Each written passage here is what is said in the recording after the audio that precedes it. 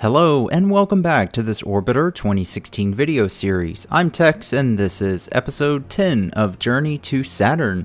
In the previous episode we landed down here on the surface of Rhea. In this episode we're going to go ahead and take off and just talk about some of the things we've discovered about Rhea. And we're going to rendezvous with Deepstar so that we can proceed with our flight to another moon here around Saturn. So without further ado, let's jump right in.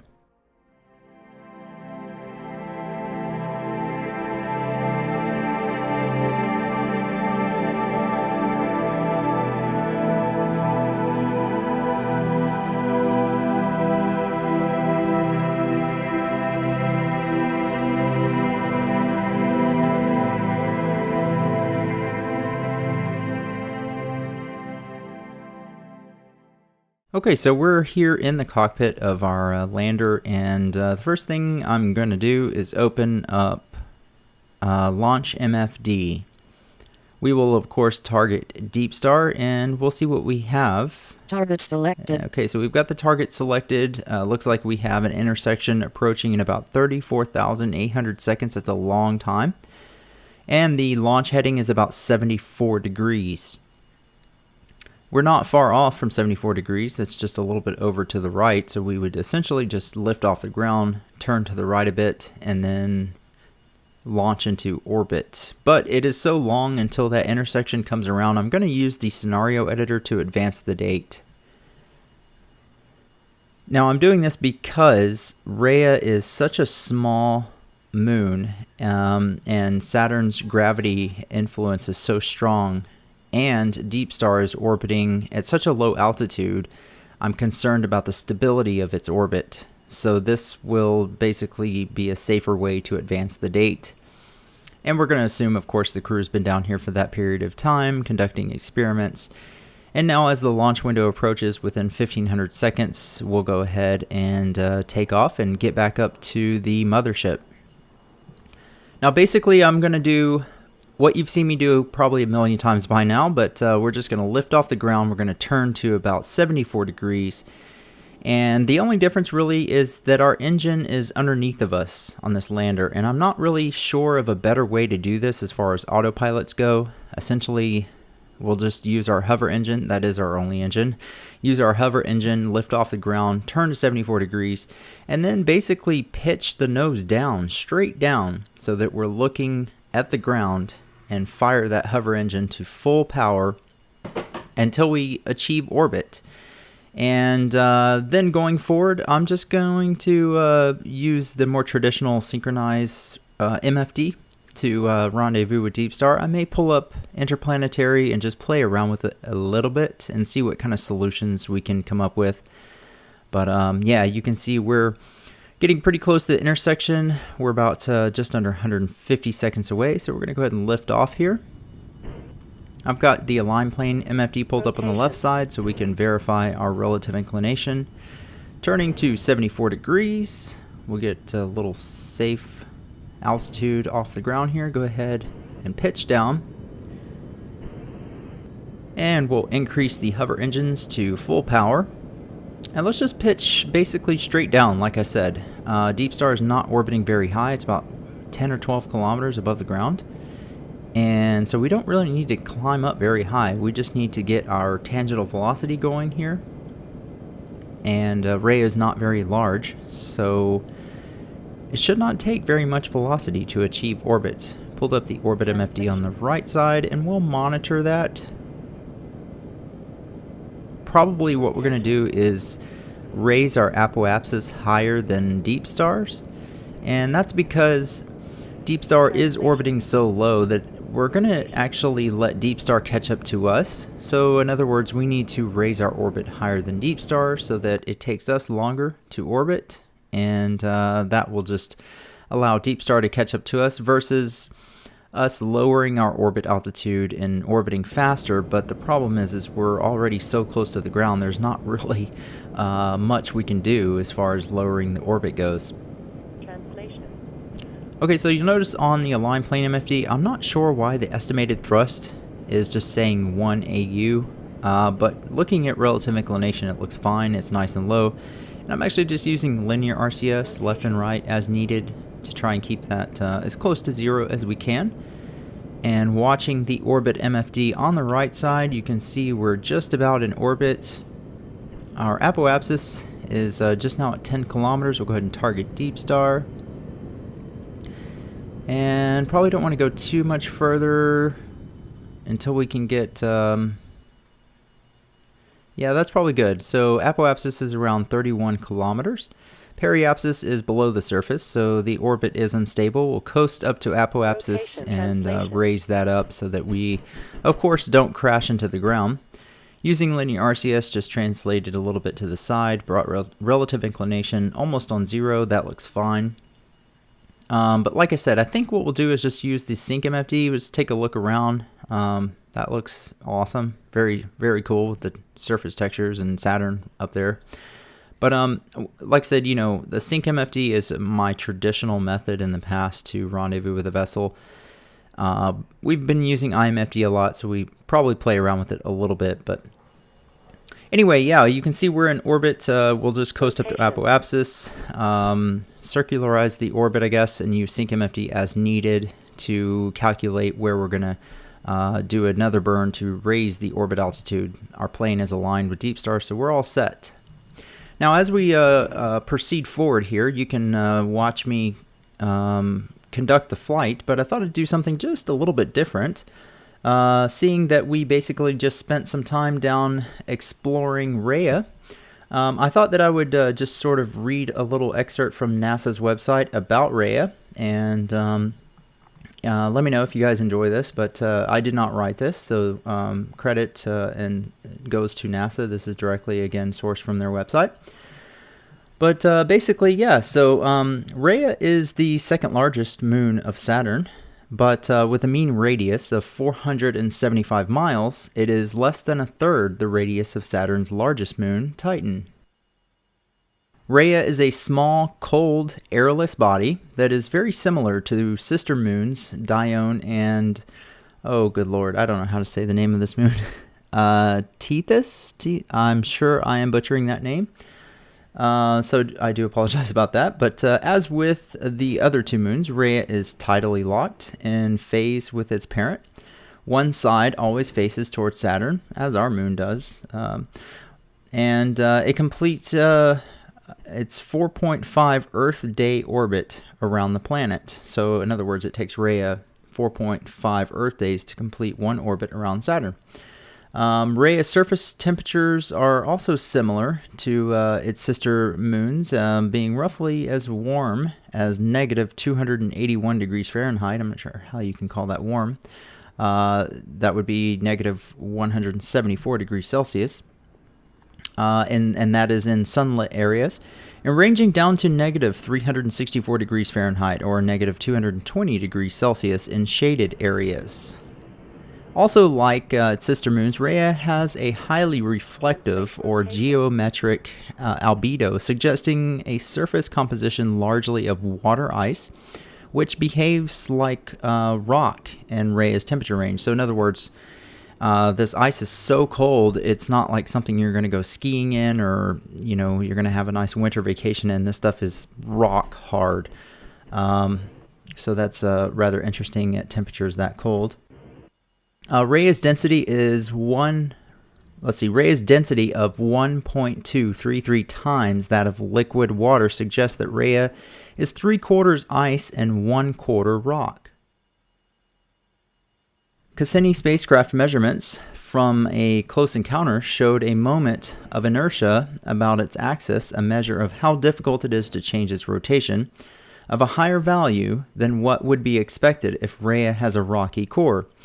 Thus, it is thought that Rhea is composed of a homogeneous, I don't know why that word's so hard to say, mixture of ice and rock, a frozen, dirty snowball, essentially. So, unlike a lot of worlds, it seems Rhea doesn't really have a rocky core, so that's rather interesting.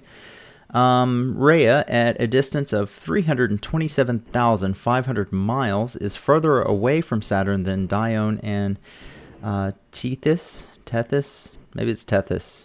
And because of this, Rhea does not receive ample tidal variation from Saturn to cause internal heating. That's interesting. So Titan is actually further from Rhea, and I wonder if it is the same case. But anyways, it continues. This has an important effect. Both Dione and Tethys, I guess I'm going to say it like that, has more areas of smooth plains than Rhea. Such plains are probably areas where liquid water reached the surface and ponded in depressions such as craters, forming flat surfaces before freezing, and thus erasing existing craters. Interesting. The lesser internal warmth at Rhea could have resulted in fewer, good lord, erasures? What is that? I don't even know what that means. Search Google. The removal of writing, recorded material, or data. It's like eraser, but erasure. I seriously have not seen that before. It says resulted in fewer erasures, or there could have been more bombardment on Rhea. Whatever the reason, Rhea is more heavily cratered than Dione and Tethys. Okay, that was interesting. Moving on to surface features. Rhea appeared as a tiny dot to astronomers until the Voyager 1 and 2 encounters in 1980 and 1981.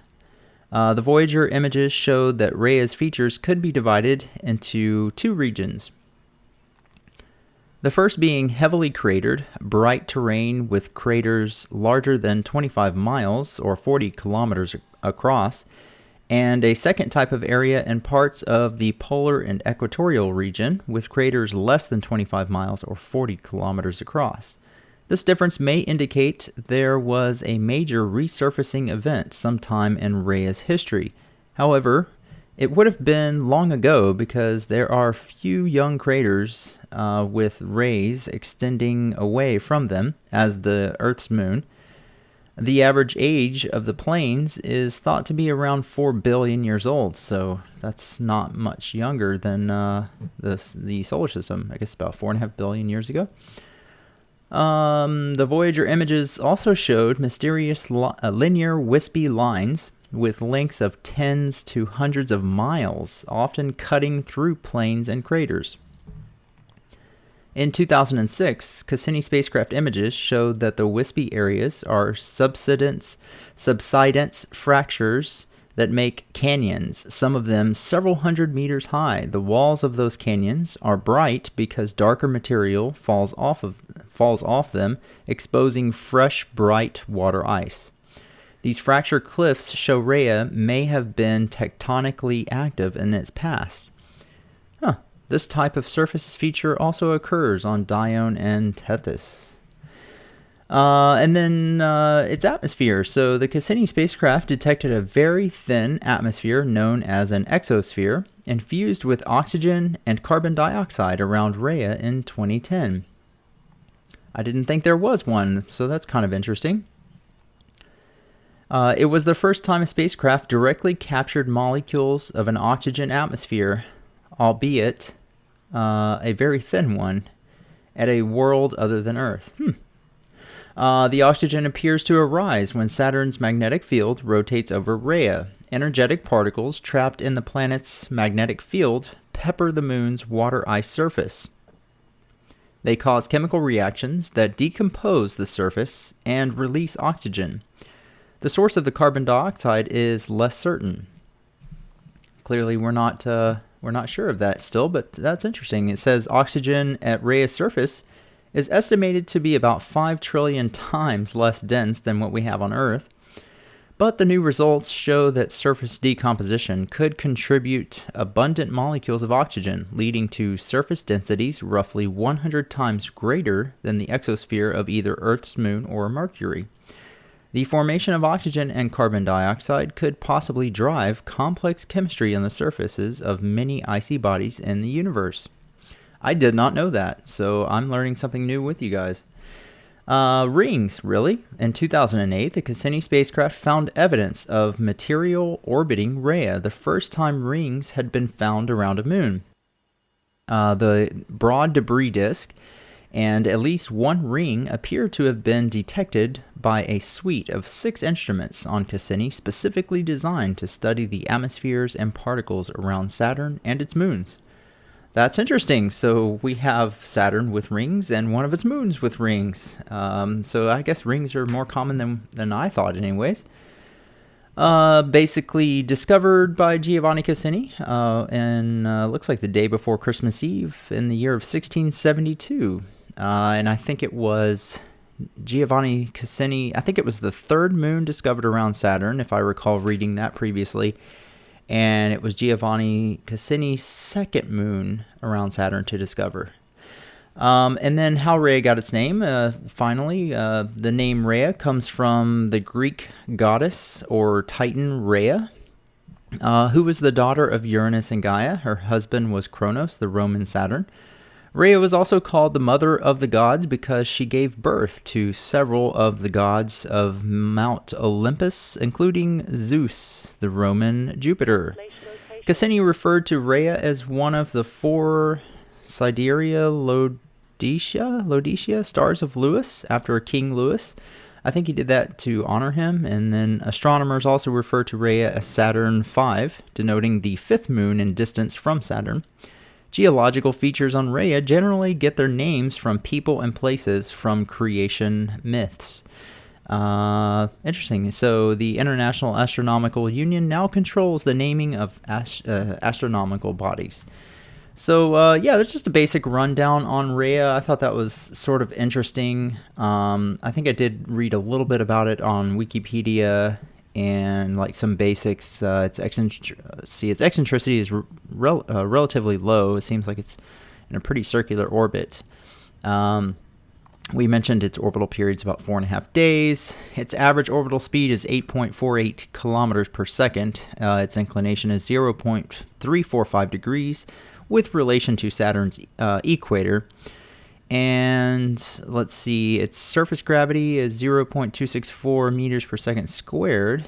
And the escape velocity, which will be of interest to us when we head over to another moon, is 0.635 kilometers per second.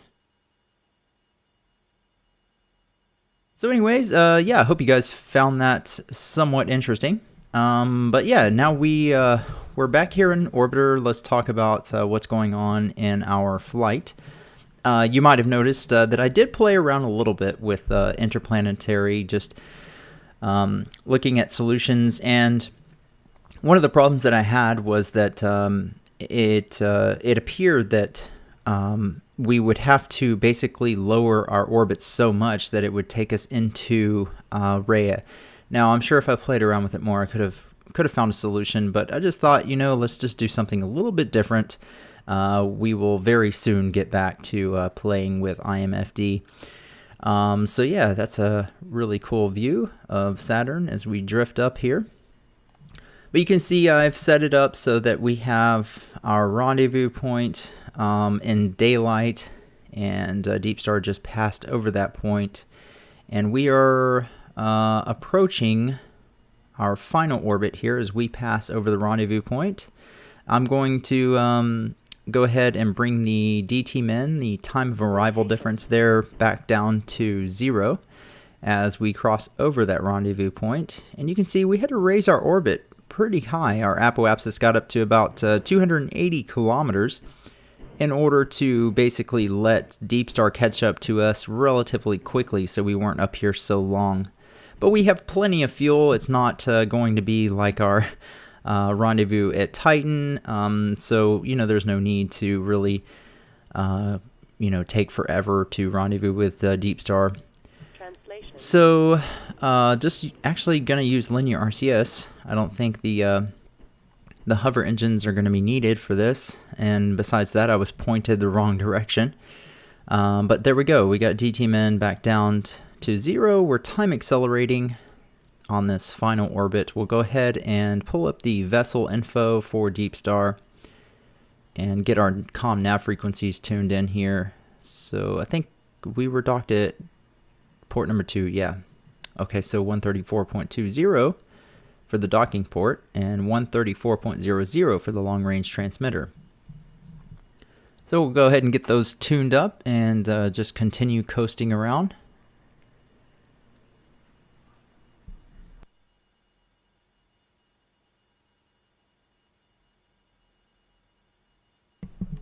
Just grab a drink of coffee here this morning. Yeah, it's Thanksgiving week, so I guess for you guys, it's Monday actually, as of recording this video. You guys here in the States, of course, know what that is. I'm sure most of you guys around the world know what Thanksgiving is, but I know it as the week that we have to get in the car and drive from one state to the other. And in Texas, driving from one state to the other is a long-ass drive. Yeah, we go visit family and eat, well, my wife is Vietnamese, so we don't eat turkey and all that good stuff. We eat spring rolls and pho and other Vietnamese fare. But it's not really a holiday that they technically celebrate, but we do still get together because everyone's off and from work, and just it's a good time for the family to get together. So I'm actually trying to get this video out just before we leave town. And it was quite tight to get this done, but I was able to get this done for you guys. So I hope you guys appreciate it. It's not as cinematic as my other videos, but like I said, let me know what you think. Also, apologize about my voice. I just ran a half marathon yesterday, and I did minimal training for it, but I managed to run 39% faster than my previous half marathon a few years back, which surprised myself, but that taxed my immune system like you wouldn't believe. Okay, so what I'm doing right now is I'm actually just using linear RCS to see if I can bring down that time of arrival difference. You can see it slipped off quite a bit. And, you know, what's missing Deepstar by 17 seconds is pretty significant. Now, usually you don't do this until you're over the rendezvous point. But, you know, this is our orbit that we're rendezvousing. So I would like to get it closer than that. But you have to be careful because you can see I'm actually, it's actually affecting the altitude of our periapsis, which is our rendezvous point at periapsis. So I'm trying to use linear RCS to bring the DT min to 0, but also keep periapsis around 11 kilometers, which is about the altitude that Deepstar is at our rendezvous point. So it looks like I was able to do that actually, and I have to say that's the first time I've ever done that. So it seems to have worked, so maybe I'll do that again in the future. Just putting in 50 meters per second in burn time, just get an idea of our distance that it would take to break that with our hover engines. It's basically not far at all, 267 meters. But you'll notice our closure velocity is falling. So now I'm going to pull up the velocity match program with IMFD and target Deepstar. Now, here's the unknown with this. I don't know if I can use this like we traditionally do because of the whole situation with the engines not being behind us. So if I rotate to the right and point in the direction that I need to burn in order to match velocity, I wonder if that will work. So if I point, let's see, so if I rotate this direction, so we're essentially pointed straight up and our engines are pointed retrograde, which essentially is the direction that we would need to burn because we need to lower our apoapsis to basically circularize the orbit. But something tells me that's not going to work. I don't know. I wonder if I'm supposed to be burning in that direction, so I wonder if my engines would have to be pointed toward that vector. This whole engine underneath me situation is really throwing my head for a loop. If any of you guys have experience with these Deepstar landers, please do post in the comments below and let me know, because I'm sure I'm doing something really stupid here, but I find it incredibly annoying that it's having the engines underneath of you versus behind you, which I guess technically, you know, Apollo was the same way. So any of you guys who fly historical missions are probably used to this. I am not used to this at all. I never fly vessels that have the engines underneath of me. I like futuristic stuff, XR2. Yes. In fact, I think we may do the XR2 in our next series. I do miss it. Oh, wait a second. Okay, so yeah, that's not going to work. We're pointed at the vector we need to burn. And when we look outside, our engines are pointed straight up. So that would basically, no, that's not going to work. So we need to pitch down. So that is the case. We need our engines, basically. Our hover engine needs to be pointed toward that vector. So that's, wait a minute. That's going to make that interesting. Actually, our hover engines need to be pointed in the direction we're traveling, which essentially would be burning retrograde, because we need to burn retrograde to lower apoapsis. Whew, okay. This is just confusing wrapping my head around this. So we're going to do a little bit of Buck Rogers interception here. And let's see, we're getting pretty close. We're about 2.7 kilometers away. So we're almost ready to start braking. Our closure velocity is not too bad. It's only 28 meters per second. And according to burn time with, there's Deepstar. So we did pretty good actually with the DT men there. So great, that worked out fantastic. We'll go ahead and select the docking port. Pressed HUD, so we should see that from the cockpit view. And yes, we are pointed the right direction for burning. Yep, there we go. We can see the docking corridor. Fantastic. Translation. Okay, so we're 1.5 kilometers from Deepstar. We're going to start burning here in a minute. Let's just translate our velocity vector over to the side a little bit toward that docking corridor. There we go. Rotation. And rotate straight down, and let's engage the hover engines. So we're under 1 kilometer from Deepstar, and you can see how quickly our orbit is circularizing there. And there we go. Okay, so engine is engine cut down, engine cut off has occurred, and we're pretty much matched with velocity here. Just go ahead and rotate over. Let's get a look at Deepstar. Close all the unnecessary MFDs, and there we go. Fantastic. So not too bad. A little bit of Buck Rogers as far as orientation of the vessel goes, but it got the job done. So we'll just use our linear RCS so that we can sort of coast over into the docking corridor, complete the docking process, and that's going to wrap up this episode. So let's just hop into a quick cinematic docking sequence once again. We'll come back in just a minute at the end of the episode. So we'll be right back.